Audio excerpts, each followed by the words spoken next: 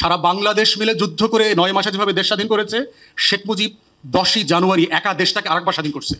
তাহলে শেখ মুজিবের একক নেতৃত্বে বাংলাদেশ কিন্তু আবার মার্চ এপ্রিলে স্বাধীন হয়েছে। তার সমালোচনা অন্য জায়গায়, সেটা আমরা করব।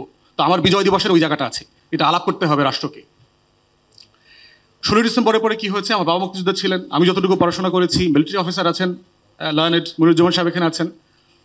যুদ্ধের পরে আমাদের প্রত্যেকটা পুলিশ স্টেশনের দখল কিন্তু ভারতীয় সেনা কর্মকর্তারা নিয়ে গেছে। ওসি রিপ্লেসমেন্ট করে দিয়েছে ভারতীয় কর্মকর্তা দিয়ে। ন্যূনতম 3টা জেলাতে 3 জন ডিসিকে অ্যাপয়েন্ট করা হয়েছে।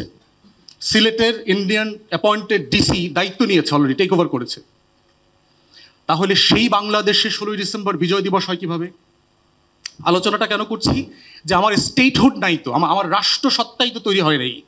এজন্যই নরেন্দ্র মোদীর মতো লোক আমাকে 16 ডিসেম্বর মনে করায় দেয় যে কার সাথে কার যুদ্ধ, কে মরছে আর কে বিজয়ী হয়েছে।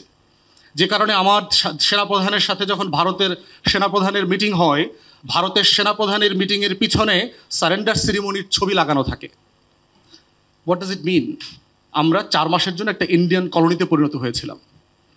শেখ মুজিবুর রহমানকে আমি প্রচণ্ড ক্রিটিক্যালি দেখি, বাট তার যেটা হিস্টোরিক কন্ট্রিবিউশন, সারা বাংলাদেশ মিলে যুদ্ধ করে 9 মাসে যেভাবে দেশ স্বাধীন করেছে, শেখ মুজিব 10ই জানুয়ারি একা দেশটাকে আরেকবার স্বাধীন করছে। ফিরতি পথে দিল্লিতে গিয়ে ইন্দিরা গান্ধীকে বলছে, আপনাকে অনেক ধন্যবাদ, কৃতজ্ঞ, but please withdraw your forces.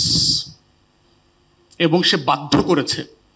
Indira Gandhi বোঝানোর জন্য বাংলাদেশে আবার কিন্তু আসছিল মার্চ মাসে, ওয়ার্ক করে নাই। 72-এর 12ই মার্চ বাংলাদেশের পক্ষ থেকে ফাইনাল কুচকাওয়াজ করে ভারতীয় সৈন্য বিদায় করা হয়েছে, এবং এটা ডিপার্চার প্রসেসে end of March early 1 April গেছে। তাহলে শেখ মুজিবের একক নেতৃত্বে বাংলাদেশ কিন্তু আবার মার্চ এপ্রিলে স্বাধীন হয়েছে। তার সমালোচনা অন্য জায়গায়, সেটা আমরা করব। তো আমার বিজয় দিবসের ওই জায়গাটা আছে। এই আলোচনাটা কেন জরুরি? আপনি রাষ্ট্রের কোনো ইনস্টিটিউশনই তো ডেভেলপ করে নাই।